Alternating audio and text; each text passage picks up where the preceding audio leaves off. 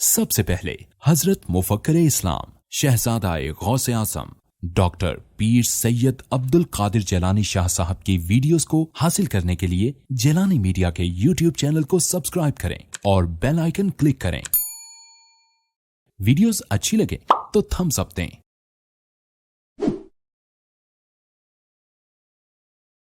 محمد وآلہ واصحابہ اجمعین، اما بعد فقد قال اللہ تبارک و تعالی جل جلالہ فی القرآن المجید، اعوذ باللہ من الشیطان الرجیم، بسم اللہ الرحمن الرحیم، قل هو اللہ احد اللہ الصمد لم یلد ولم یولد ولم يكن له كفوا أحد، صدق الله مولانا العظيم وبلغنا رسوله النبي الكريم، ونحن على ذلك من الشاهدين والشاكرين والحمد لله رب العالمين۔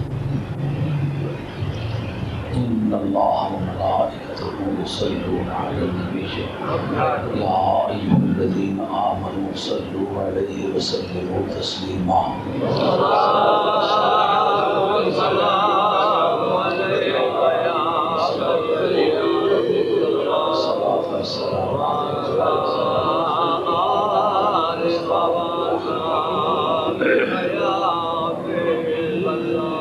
صرف اس پر گفتگو کرنا چاہوں گا اگر اللہ پسند فرمائے تو، کہ نبی کریم علیہ الصلوۃ والسلام نے ولادت والی تاریخ جو سجدہ کیا تھا، اس سجدے کی لیگل پوزیشن کیا ہے، اور ایک بچے کی حیثیت سے وہ سجدہ تھا، یا جیسا کہ رب کریم نے فرمایا آدم علیہ الصلوۃ والسلام بھی اس وقت معرض وجود میں نہیں آئے تھے، ان کے عناصر اربع کی ترکیب ابھی معرض وجود میں نہیں آئی تھی، تو اس وقت بھی میں منصب نبوت پر فائز تھا۔ تو یہ بات سمجھنے والی ہوگی کہ جو تخلیق آدم سے پہلے منصب نبوت پر فائز تھا، نبوت کینسلیبل رینک نہیں ہے، اس کی ایبروگیشن نہیں ہوتی۔ باقی جتنے بھی رینکس ہیں ان میں ڈیگریڈیشن ہو سکتی ہے، ریورشن ہو سکتی ہے، سینشر ہو سکتی ہے، جس کو سنشور کہتے ہو، سینشر صحیح تلفظ ہے، سینشر اس میں ہو سکتی ہے، کوئی پنشمنٹ ہو کے واپس ہو سکتا ہے، لیکن نبوت ایک ایسا منصب ہے کہ ملتا ہے، وڈرا نہیں ہوتا، واپس نہیں ہوتا۔ تو نبی کریم علیہ الصلوۃ والسلام کو جو تخلیق آدم سے پہلے منصب نبوت ملا ہے، اب ظاہر ہے کہ وہ وڈرا تو نہیں ہوا، واپس تو نہیں ہوا۔ تو نبوت ایک نفس ٹائٹل کا نام نہیں، بلکہ وہ اپنے اندر ایک معنویت رکھتا ہے، اس کے اندر ایک سگنیفیکینس ہوتا ہے، بغیر معنی کے نہیں ہوتا۔ جیسا بجلی ہو، کرنٹ نہ مارے، اس کے اندر کرنٹ نہ ہو، یہ اس کا سگنیفیکینس ہے کہ بجلی ہے۔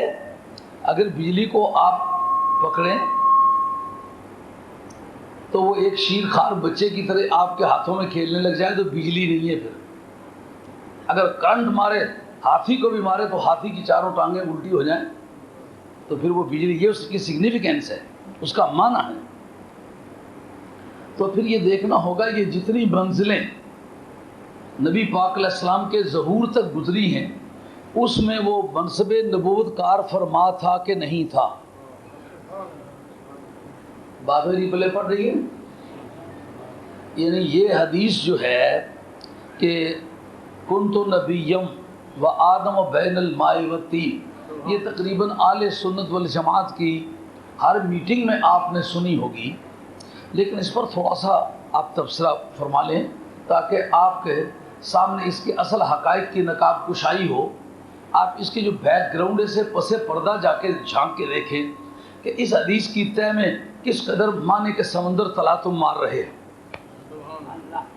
پہلے تو اس حدیث کی اتھینٹیسٹی، حدیث کا مستند ہونا، حضرت شاہ عبد الحق مدرسہ دہلوی رحمۃ اللہ تعالی نے لکھا ہے اس پر اشیاء المعاد شرح مشکات میں اور مدارج النبوۃ شریف میں اور دیگر محدثین نے جو کتابوں پہ نشانات لگے ہوئے ہیں اور دکھا سکتا ہوں، اور کتب خانے کے اندر یہ سب کتابیں محفوظ ہیں الحمدللہ. تو اس کے اندر انہوں نے کہا ہے کہ یہ حدیث جو ہے یہ اتنے کثرت طرق سے روایت ہے کہ کسی طرح بھی اس کو مرفوع ہونے سے اور مستند ہونے سے اور پختہ ہونے سے اور قابل اعتقاد ہونے سے نہ کوئی فقیہ روک سکتا ہے، نہ کوئی محدث روک سکتا ہے، نہ کوئی اور دانشور روک سکتا ہے. اب اس پر علامہ زرقانی رحمۃ اللہ نے گفتگو کی ہے کہ کنت نبیًا، میں نبی تھا. جس طرح تھانے دار پینشن پہ ہو تو کچھ نہیں کر سکتا، نبی پر وہ وقت کبھی نہیں آتا کہ وہ پینشن پہ چلا جائے. جن لوگوں کی نبوت کا دور ختم ہوا ان کی ڈیوٹیز ختم ہوئی، ان کے اختیارات ختم نہیں ہوئے. یہ بات یاد رکھنے والی ہے. انبیاء علیہ الصلوۃ والسلام کے اوبلیگیشنز جو ہیں وہ ایکسپائر ہوئے ہیں. یہ ان کی ڈیوٹی کرنے کا وقت جو ان کے اوپر فرائض تھے وہ ختم ہوئے، جو ان کے رائٹ سے دستور سٹینڈ کرتے. تو نبی پاک علیہ الصلوۃ والسلام کی اگر نبوت ختم ہو جاتی، اس کا ٹائم ایکسپائر ہو جاتا، ٹائم ختم ہو جاتا، پھر تو سرکار کی ڈیوٹیز بھی ختم ہو جاتی اور حقوق اسی طرح رہتے جس طرح باقی انبیاء علیہ السلام کے رہے ہیں. اب نبی کریم علیہ الصلوۃ والسلام کے بعد کسی نئے نبی نے کیوں نہیں آنا؟ اس لیے کہ سرکار کی نبوت اسی طرح ایفیکٹو، اسی طرح انفورسیبل، اسی طرح لاگو، اسی طرح رائج، اسی طرح نافذ ہے جس طرح نبی پاک علیہ الصلوۃ والسلام کے انتقال سے چند لمحے قبل قائم تھی، اسی طرح آج بھی قائم ہے. اور انتقال کے بعد بھی وہ اسی طرح قائم ہے.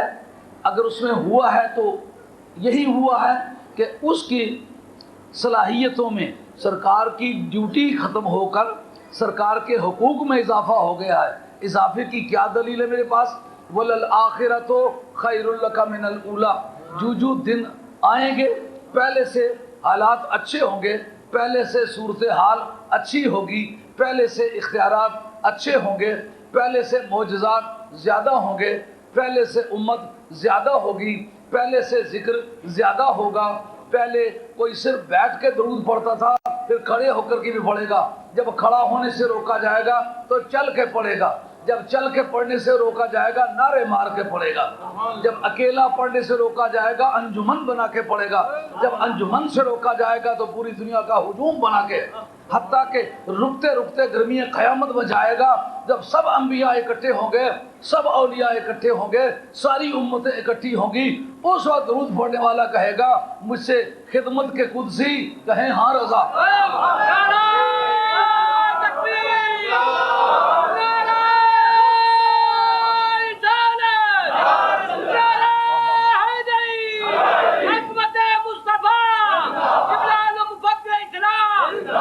وہ کیسا مقدس وقت ہوگا جب بزم انبیاء پورے جوبنوں پر ہوگی اور اولیاء اور شہداء، صالحین اور اہل اللہ موجود ہوں گے.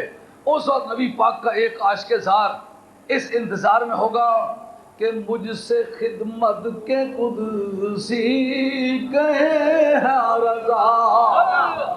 مجھ سے خدمت کے قدسی کہیں ہاں رضا.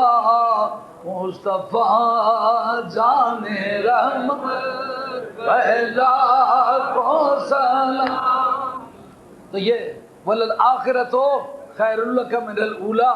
اور دنیا میں کوئی تیرا ماننے والا ہے، کوئی تیرا انکار کرنے والا ہے، اور گرمی قیامت میں تیرا منکر کوئی نہیں ہوگا. سارے مل کے تیرے دروازے پر آئیں گے.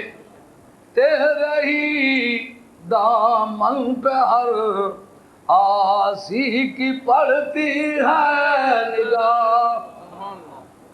تیرے ہی دامن پہ ہر آسی کی پڑتی ہے نگاہ. اگلا مصرع قابل غور ہے کہ ایک جانب خطا پر دو جہاں کا بار ہے. گناہ جنہوں نے کیے ہیں وہ کھڑے ہیں، جس نے کبھی گناہ نہیں کیا وہ سر سجدے میں رکھ کے رو رہا ہے.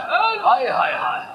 تیرے ہی دامن پہ ہر آسی کی پڑتی ہے نگاہ. سمجھتا ہے آج میری ماں کام آئے گی, کہتا نہیں ماں نہیں آج کام آ سکتی. باپ کام آئے گا, نہیں کام آ سکتا. میرے سیاسی قائدین کام آئیں گے, نہیں کام آ سکتا. دے رہی دامن پہ ہر آسی کی پڑتی ہے نگاہ.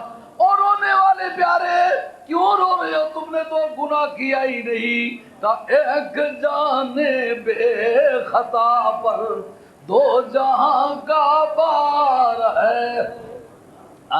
اس لیے ان دلائل کی روشنی میں یہ کہنے میں حق بجانب ہوں کہ نبی پاک علیہ الصلوۃ والسلام کی ڈیوٹیز جو ہیں وہ لفٹ اوور ہوئی ہیں, ان کا خاتمہ ہوا, وہ ایکسپائر ہوئی ہیں. لیکن نبی کریم علیہ الصلوۃ والسلام کی جو رائٹس ہیں, جو اختیارات ہیں, بدستور انفورسیبل ہیں, اسی طرح لاگو ہیں, اسی طرح رائج ہیں, اسی طرح قائم ہیں. تو اب وہ یہ سمجھنے والی بات ہے کہ نبوت کینسلیبل رینک نہیں. پہلی ہی بات یہ لے لو کہ جس وقت یہ طے ہو گیا کہ حضرت نبی کریم علیہ السلام اس وقت بھی نبی ہیں جس وقت کے آدم علیہ السلام کا پیکر انسری تیار نہیں ہوا. تو علامہ القانی لکھتے ہیں اس پر کہ نبوت ایک وصف ہے جو اپنے اندر معنی رکھتا ہے. وصف کی عادت ہے ذات سے قائم رہتا ہے. مثلا حسن ایک وصف ہے, حسین نہ ہو تو حسن تنہا قائم رہنے کی عادت رکھتا ہے. قوت ایک وصف ہے, لیکن جب تک قوت والا نہ ہو قوت اپنے طور پر قائم رہتی ہے جی. ذہانت ایک وصف ہے, ذہین نہ ہو تو ذہانت ہوتی ہے. نبوت ایک وصف ہے جو تعلق رکھتی ہے کسی ذات کے ساتھ, اور وہ ذات کون ہے؟ ذات مصطفیٰ. اس کا معنی یہ نہیں ہے کہ علم الہی میں سرکار نبی تھے. علم الہی میں تو سارے نبی نبی تھے, علم الہی میں تو سارے رسول رسول تھے. پھر سرکار کی کیا اسپیشلٹی ہے, سرکار کی کیا خصوصیت ہے؟ اس کا مطلب یہ کہ وہ علم الہی میں بھی نبی تھے, واقعات کی دنیا میں بھی نبی تھے, اور تھے تو نبی تھے نا. اگر نہ ہوتے تو کیا نبی ہوتے؟ سمجھے بات؟ اب جب وہاں سے اس پر زیادہ گفتگو نہیں کرتا, آتا ہوں اس پر کہ سرکار نے جو میلاد والی تاریخ پہلا سجدہ کیا, اس سجدے کی پشت پر جو موٹیویٹ کرنے والی پاور تھی, جو اس سجدے کو حرکت میں لانے والی تھی, اس کے لیے پہلے تو یہ شرط ہے جو خدا کو پہچانتا نہیں سجدہ کیا کرے. اور خدا کی پہچان کی بحث تو اس پر آ کر کے ختم ہو جائے گی کہ کل مولود یولد علی الفطرہ ابواہ یعبدانہ او ینصرانہ او یمجسانہ او کما قال علیہ الصلوۃ والسلام. بچہ فطرت پر پیدا ہوتا ہے. فطرت اہل علم کی زبان میں اس ملکے کا نام ہے جو خدا سے شناسائی کے معنی دیتا ہے. یعنی بچہ جب ماں کے پیٹ سے برآمد ہوتا ہے اس وقت خدا سے آگاہ پیدا ہوتا ہے, خدا شناس پیدا ہوتا ہے. اور اس کو آپ اس سے اندازہ کر لیں کہ جب بچہ ابھی ابا کو نہیں پہچانتا, اماں کو نہیں پہچانتا, اس وقت اللہ ہو کرو تو اللہ ہو کرتا ہے.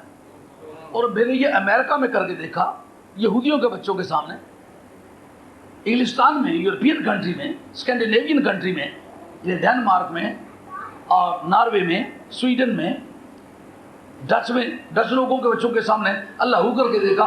ایک دو لمحے بچہ انتظار کرتا ہے, یوں اللہ ہو کرو تو فٹافٹ وہ حرکت کرتا ہے. یہ دیکھ کے واقعی بڑی حیرت ہوئی.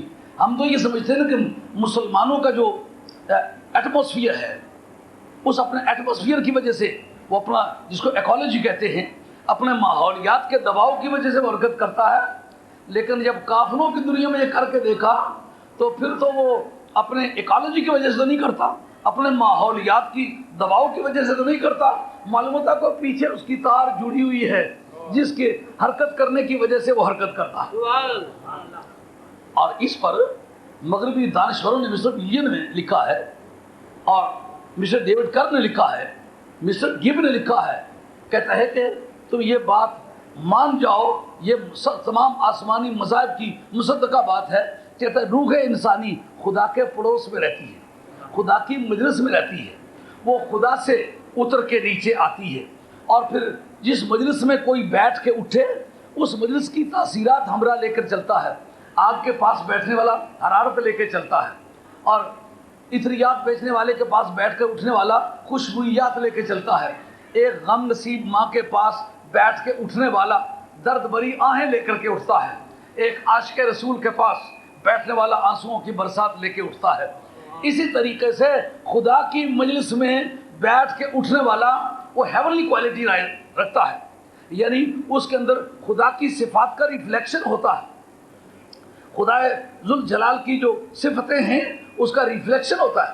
جیسا کہ دھوپ جس وقت کے پتھر پہ لگتی ہے تو سورج کی حرارت کو وہ ریفلیکٹ کرتی ہے، حالانکہ سورج ہے، پتھر پتھر ہے۔ اب جو پتھر کے اندر گرمی ہے اس کو کیا کہیں گے؟ یہ سورج کی صفات سے متصف ہوا ہے۔ اس کے متصف ہونے کے یہ معنی نہیں یہ سورج بن گیا ہے، نہیں، سورج ہے، پتھر پتھر ہے، لیکن اس کی صفات کو اگر اس نے لے لیا، اگر کوئی ہاتھ لگائے تو وہ جلاتا ہے، تو اس کا یہ مطلب نہیں ہے کہ وہ سورج ہونے کی وجہ سے جلاتا ہے، نہیں، سورج کا ہم نشین، سورج کے آمنے سامنے رہنے کی وجہ سے، سورج کے تصور کو لینے کی وجہ سے، وہ تصور شیخ بھی یہی بات ہے۔ نعرہ تکبیر، نعرہ رسالت، نعرہ حیدری، نعرہ غوثیہ، قبلہ اعظم مفکر اسلام۔ When you mention the name of God, he begins to wave. کہتا اللہ کا نام لو تو وہ حرکت کرتا ہے۔ وہ ابھی ابے کو آئیڈینٹیفائی نہیں کرتا، اماں کو آئیڈینٹیفائی نہیں کرتا، باپ کو نہیں پہچانتا، ماں کو نہیں پہچانتا، خدا سے اس کا کیا تعلق ہے؟ معلومہ ماں باپ کے پاس آنے سے پہلے خدا کا ہم نشین تھا۔ اور اس پر ایک بڑی خوبصورت بات لکھی ہے علامہ اسماعیل حقی افندی رحمۃ اللہ تفسیر روح البیان میں، الا بذکر اللہ تطمئن القلوب کے تحت وہ کہتے ہیں کہ کیا وجہ ہے اللہ کے ذکر سے کیوں اطمینان ملتا ہے، پیسوں سے کیوں نہیں ملتا؟ کہا پیسوں والوں سے پوچھو، 99 باپ مر رہا ہے، 1 روپیہ اس 99 میں ڈالنا ہے، باپ کو مرنے دو یہ پورے 100 ہو جائیں، تو اطمینان نہیں ملتا۔ جناب جو 100 کر لیا تو پھر نئے 100 کے لیے ایک جوڑنا شروع کر دیا، اس سے تو اطمینان نہیں۔ جو ہی پیسے زیادہ ہوئے ساری رات جاگتا ہے کوئی لوٹ کے نہ لے جائے، ہاں اللہ حاضر قیاس کہ جو ہی پیسے زیادہ ہوئے کسی رشتہ دار سے نہیں ملتا کہ ادھار نہ مانگ لے، اطمینان ملا کہ نفرت ملی ہے، عہدہ ہے، عہدہ ملا ہے، اطمینان ہے، ہر وقت خطرہ ہے، پتہ نہیں کیا کر ڈالے، پتہ نہیں کیا ہو جائے گا، پتہ نہیں تبادلہ کہاں ہو جائے گا، پتہ نہیں اعلیٰ افسران میرے مطلب کیا کریں، پتہ نہیں کیا الزام لگ جائے گا۔ اطمینان ملا کہ بے چینی ہے، جی الیکشن لڑو، جی الیکشن لڑو، جی لڑ کے کچھ کا کچھ بن کے نعرے لگا کے تو جناب پھولوں کے ہار ڈال کے کرسی پر بٹھا دیا، ذرا تبدیلی آئی تو جوتوں کا ہار پہنا کے جوتوں کی برسات میں نیچے اتار دیا۔ اطمینان ملا کہ بے چینی ہے۔ اب ذکر الہی سے اطمینان ملنے کی وجہ کیا ہے؟ کہ دراصل بات یہ ہے جب کوئی پردیس میں ہونا تو وطن کی بولی اپیل کرتی ہے، وطن کی بولی کھینچتی ہے۔ علامہ اسماعیل حقی افندی رحمۃ اللہ علیہ کہتے ہیں کہ ذکر الہی سے کیوں سکون ملتا ہے کہ بندہ قالب انصری میں آنے سے پہلے رب کا ہم نشین تھا، اور ذکر الہی اس کے اس وطن کی بولی ہے، یہ اس کے لیے پردیس ہے، دیس اس کا قرب الہی ہے۔ جب اس وطن میں پردیس میں ذکر الہی کا ساز بجتا ہے تو اس وقت اسے وطن یاد آتا ہے، اس وقت اسے سکون ملتا ہے، سمجھو؟ تو خدا کی شناسائی کی بحث تو ختم ہو جاتی ہے، ہر بندہ پیدائش کے وقت خدا کو پہچانتا ہے، مگر سرکار دو عالم علیہ السلام نے سجدہ کس بنیاد پر کیا؟ سرکار اس وقت سے لے کر نبی چلے آ رہے ہیں جب وقت ہی نہیں تھا، بحث ختم ہو گئی۔ اب جس وقت وطن مادری سے نمودار ہو رہے ہیں تو اس وقت منصب نبوت آپ کے پاس موجود ہے نا، تو پہلے ہی قدم میں ایک توحید کی دعوت ہے۔ یہ جو منہ کی زبان ہے یہ بعد میں حرکت میں آئی، لیکن حال کی زبان سے قُلْ هُوَ اللَّهُ أَحَدٌ، اور پیارے کہہ دو اللہ ایک ہے، یہ جو دو جبڑوں میں زبان ہے اس کا اعلان بعد میں ہوا، محبوب کبریا تشبیہ سجدہ کرتے ہیں، لیکن اس سجدے کا کانٹیکسٹ کیا ہے؟ سیاق و سباق۔ اس وقت پوری دنیا میں سروے کیا جائے لٹرجیکل ایکٹیویٹیز، یعنی عبادت کی سرگرمیاں، کہاں سے عبادت چلی اور کہاں آ کے ختم ہوئی، انبیاء علیہ السلام کے ادوار، انبیاء علیہ السلام کے پیریڈز ختم ہوئے، دین مفقود ہوئے، بندے نے ازرہ خود اس نے تلاش کرنا شروع کر دی خدا کی تلاش کرتے کرتے اس نے سمجھا کہ خدا تو وہی ہو سکتا ہے جو بہت پاورفل ہو، غالب ہو، اگر غلبہ اس کا مقدر نہ ہو تو خدا نہیں اسے کہلانا چاہیے۔ سوچتے سوچتے اس کو جاتے جاتے پاؤں کی ٹھوکر لگی، تو ٹھوکر لگنے سے پاؤں زخمی ہو گیا، لیکن پتھر کا کچھ نہ بگڑا۔ اس نے کہا یہ خدا ہو سکتا ہے، اس لیے کہ میرا اور اس کا مقابلہ ہوا ہے تو میں بگڑ گیا ہوں، یہ نہیں بگڑا، معلوم ہوتا یہ خدا ہے۔ اب اس نے پتھر کو پوجنا شروع کر دیا۔ ایک اور قوم آئی، سنگ تراشی انہوں نے شروع کی، پتھر کو جہاں سے چاہتے جس طرح چاہتے توڑ کے جس ساخت کا چاہتے بنا لیتے ہیں۔ اب لوگوں نے کہا یار یہ سنگ تراشوں سے پوچھو کہ تم نے اس کو کس طرح توڑا؟ انہوں نے کہا ہم نے لوہے سے دھاتوں سے توڑا ہے۔ ان کا پھر اس کا مقصد یہ ہے کہ پتھر پر دھاتیں غالب ہوئی نا، تو یہ جو دھاتوں کے بت بنا کے لوگوں نے پوجنے شروع کیے وہ اس بنیاد پر پوجنے شروع کیے کہ پتھر کے مقابلے میں ان کی طاقت زیادہ ہے۔ جب اس کو پوجتے پوجتے وہ تھکے تو پوچھا یار یہ تو تم نے یہ ہتھیار بنائے ہیں، یہ لوہے کو یا دھاتوں کو کسی نے ڈھالا ہے، کس طرح ڈھالا ہے؟ ان کا آگ کے ذریعے سے۔ ان کا اس کا مقصد یہ اگر اس کو ڈھالنے کی قوت آگ کے پاس موجود ہے تو پھر زیادہ طاقتور تو آگ ہے، چلو اس کے پاس چلتے پوچھتے۔ انہوں نے دھاتوں کو چھوڑ کے آگ کو پوجنا شروع کر دیا۔ یہ زورواسٹرینز، آتش پرست زرتشتی مذہب کے لوگ اس بنیاد پر انہوں نے آگ پوجی۔ جب آگ پوجنے والے پوجتے ہی چلے گئے، لیکن پانی کا ایک قطرہ آگ پر گرا، جہاں تک گرا وہاں تک اس نے اسے بجھا کے رکھ دی۔ ان کا یار آگ کے مقابلے میں تو پانی زور والا ہے، آؤ ہم پانی کو پوجتے ہیں۔ انہوں نے پانی کو پوجنا شروع کر دیا۔ جب پانی کو پوجتے چلے گئے، پانیوں کی وسعتیں دیکھی، پانیوں کے بہاؤ دیکھے کہ ہر چیز کو بہا کے لے جاتے ہیں، ان کا یقین پختہ تر ہوتا چلا گیا کہ واقعی بھائی جو ہم سمجھتے تھے یہ خدا ہے، اس نے اپنے کارناموں سے اپنی خدائی ثابت کر دی ہے۔ اب جس وقت کے دیکھا کہ اس کے بخارات اٹھتے ہیں، اور جی بخارات کی جب تحقیق کی بخارات کیوں اٹھتے ہیں، کہا یا چاند کی چاندنی سے یا سورج کی روشنی سے، لائٹ کے اندر یہ پاور ہے کہ ان کو بخارات میں تبدیل کر سکتی ہے۔ انہوں نے کہا اچھا اگر پانی کے اندر تغیر لانے کا کام یہ نور کرتا ہے، چاند اور سورج اور ستارے کرتے ہیں، تو چلو ان کو پوچھتے ہیں، یہ تو اس کے مقابلے میں سخت نکلے۔ اب پانی پر جس کا غلبہ ثابت ہوا وہ چاند سورج ستارے ہیں، اب ان کو پوجنا شروع کر دیا۔ ان کو پوچھتے پوچھتے ایک نیا طبقہ نکلا جنہوں نے کہا ان کے پیچھے کوئی ایسے اجرام سماوی ہیں، سیلیسٹیل باڈیز، اجرام سماوی جو ان کو پیچھے سے دھکیلتے ہیں، اگر وہ پیچھے سے ان کو نہ دھکیلیں تو یہ خود ورک نہیں کر سکتے۔ چاند کی چاندنی، سورج کی روشنی اور ستاروں کی ٹمٹماہٹ جو کائنات میں تبدیلیاں لاتی ہے، ان کے پیچھے فرشتے ہیں، ان کے ذریعے سے یہ تغیرات لاتے ہیں۔ پھر انہوں نے ستاروں کو، چاند کو چھوڑ کے انہوں نے فرشتوں کو پوجنا شروع کر دیا۔ اب جب فرشتوں کو پوجنا شروع کر دیا، سرکار کی تشریف آوری ہو گئی۔ سرکار کی تشریف آوری ہوئی تو انہوں نے دیکھا کہ اب کسی وقت پتھروں کی ہم نے پوجا کی، تیری آمد تھی کہ بیت اللہ مجرے کو جھکا، اور تیری ہیبت تھی کہ ہر بت تھر تھرا کر گر گیا، تیری ہیبت تھی کہ ہر بت تھر تھرا کر گر گیا۔ امام قسطلانی رحمۃ اللہ علیہ معائب الدنیا شریف کے اندر لکھتے ہیں سرکار نے قدم رکھا اپنی والدہ ماجدہ کے مکان کے ایک کمرے میں۔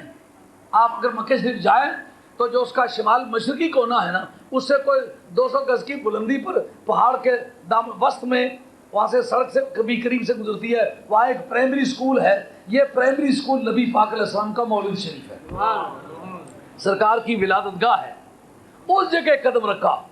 آپ دیکھیں نا اتنی بلندی پر قدم رکھا، دیواروں کے پیچھے ہیں سرکار، درمیان کا فاصلہ دیکھ لیں، درمیان کی عمارتیں دیکھ لیں. کعبے کے اندر رکھے ہوئے بتوں کو کس طرح پتا چل گیا کون آیا ہے کہاں آیا ہے؟ اور سوچ کلمہ پڑھنے والے، اور تیرے منہ سے تو یہ بات نہیں چچتی کہ تو کہے نبی کو دیوار کے پیچھے کا پتہ نہیں. بت کو دیوار کے پیچھے کا پتہ ہو، نبی کو پتہ نہ ہو. اب جس کو لوگوں نے طاقتور سمجھ کے پوجا تھا، سرکار کی بارگاہ میں جھکا کے نہ جھکا.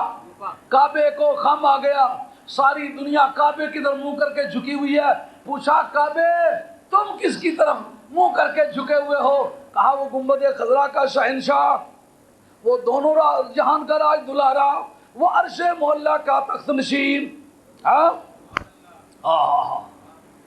وہ سارے نبیوں رسولوں اور ساری بزم موجودات کا یک وقت رسول جو ہے نا، اس کی آمد ہوئی ہے، اس لیے جھکا ہوں. اب وہ آئیڈیا ختم ہو گیا کہ نہیں کہ جو زیادہ طاقتوروں سے پوچھو، کہا جن کو تم طاقتور سمجھ کے پوچھتے ہو یہ تمہیں کیا دعوت دیتے ہیں؟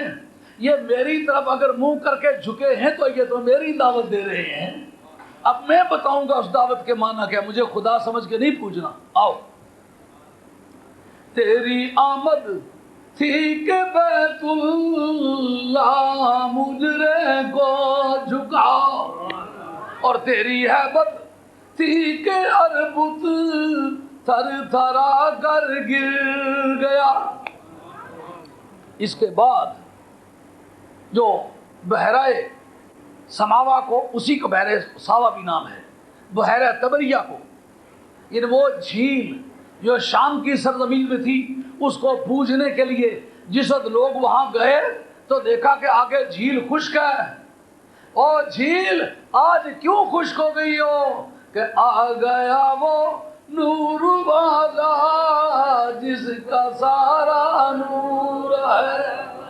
آ گیا وہ نور والا جس کا سارا نور ہے. اب جس قوم نے اس ذہانت کے پیش نظر پانی کو پوجا تھا کہ پانی آگ کے مقابلے میں زیادہ طاقتور ہے، چلو اس کو پوجتے ہیں، تو جب دیکھا کہ پانی کسی کے لیے سن کر کے بیٹھ گیا، نظر ہی نہیں آتا اور کدھر چلا گیا، محبوب کبریا کے احترام کی خاطر آج خشک ہو گیا ہے کہ آج یہ سارے مدرسے بند ہو رہے ہیں، اس کے سامنے جھکنے کے لیے میں بھی جا رہا ہوں. اچھا، اور کعبہ بھی ادھر جھکا، بت بھی ادھر گرے، اور پانی بھی خشک.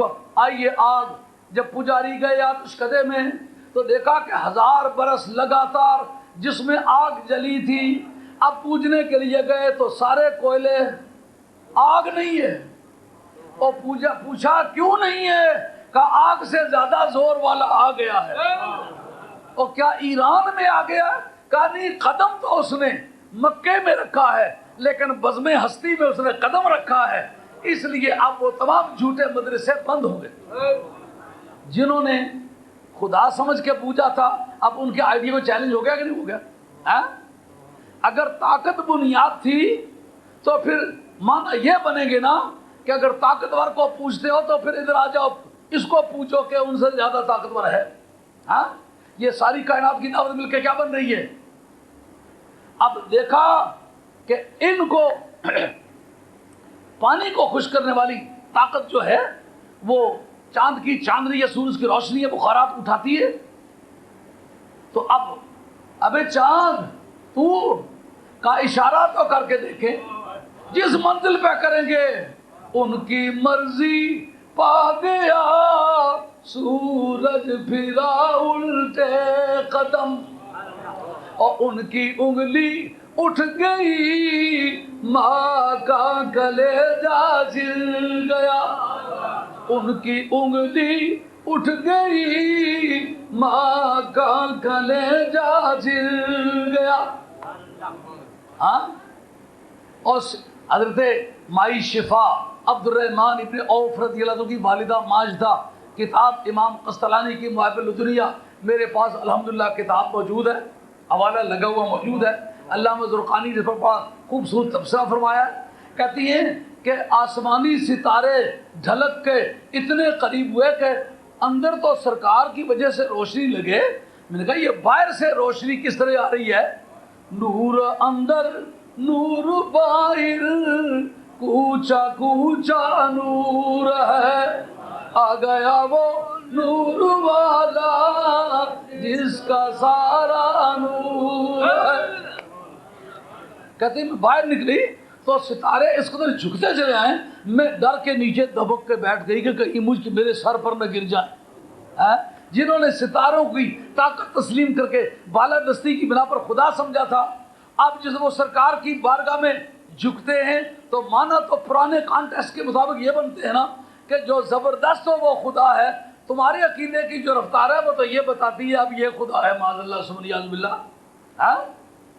اب جس وقت یہ معلوم کر لیا گیا تھا کہ فرشتے ان کو چلاتے ہیں، ستارے اور سورج خود کام نہیں کرتے بلکہ ورکنگ پاور ان کے پیچھے ہے، مانا گیا کہ ان سے زیادہ سپر پاور جو ہے نا، لیگل سپریمیسی جو ہے وہ کسی اور طاقت کے پاس ہے. کس کے پاس ہے جی؟ فرشتے ہیں.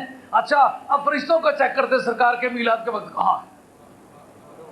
امام قسطلانی کہتے ہیں آسمانی قدسیوں نے روب دھارے، ارے سرخ رنگ کے یاقوت کے پاؤں، سرخ رنگ کے یاقوت کی چونچیں اور سبز زبرد کے پر، غولوں کے غول، جھنڈوں کے جھنڈ، فلوکس اینڈ فلوکس، غول در غول آ کر کے نبی پاک علیہ الصلوۃ والسلام کی بارگاہ کا طواف کرنے لگے.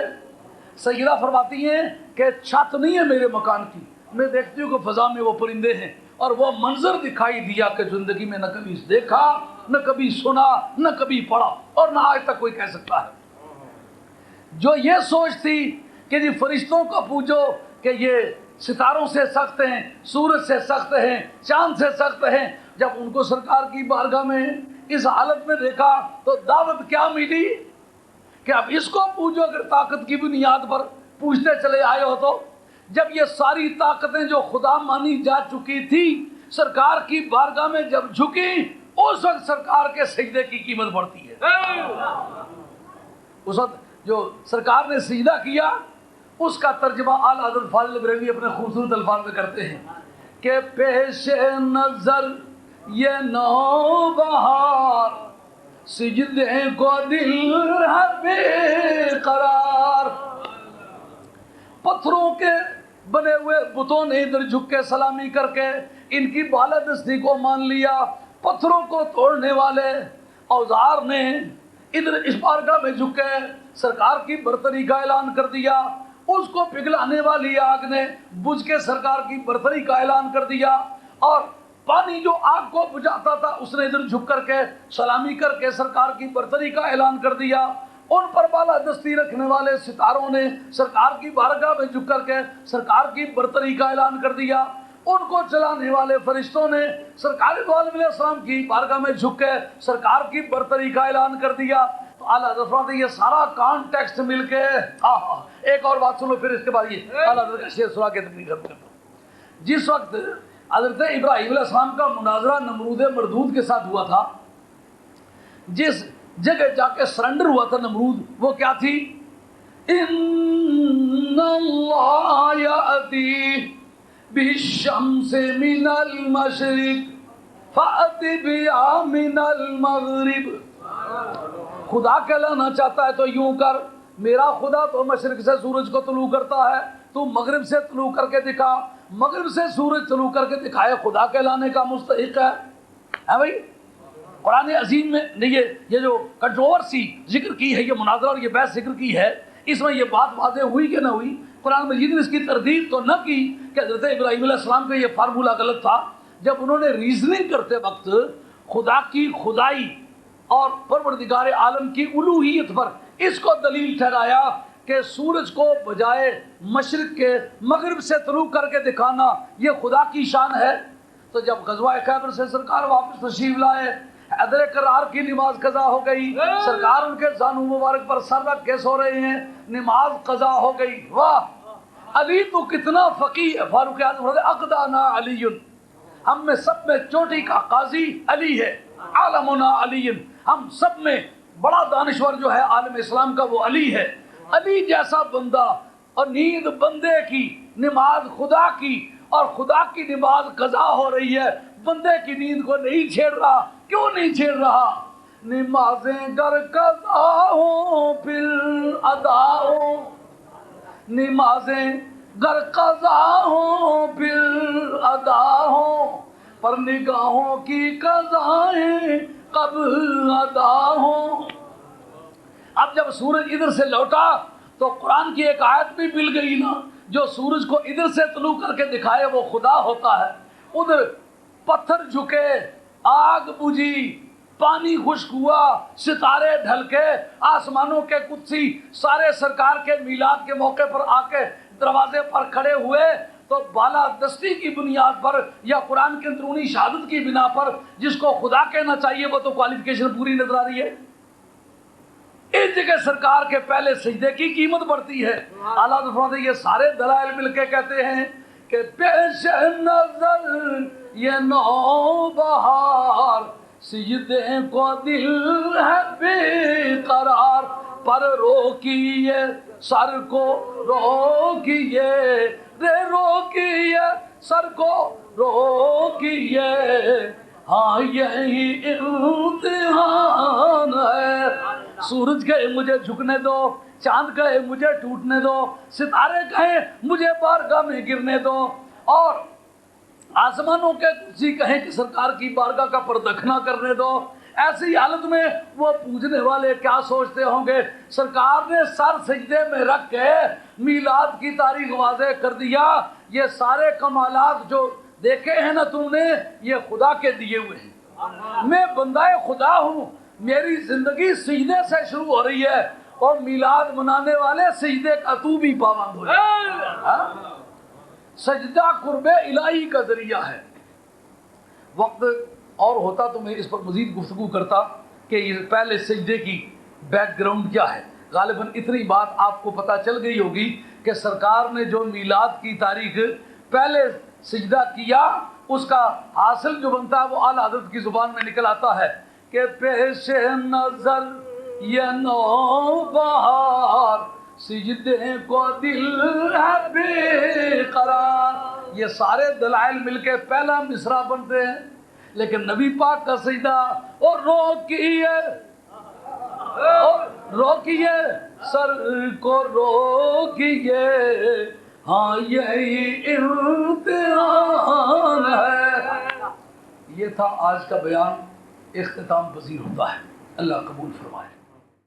صلاح الدین ایوبی نے جتنے بھی کام کیے ہیں اس کے پیچھے حضرت والی بغداد شہنشاہ جیلان کی تعلیمات کا ہاتھ تھا. کیا میں قریب ہو جاؤں، اچھے لوگوں کے پاس دفن ہونے کا عقیدہ. سنیو سمجھو.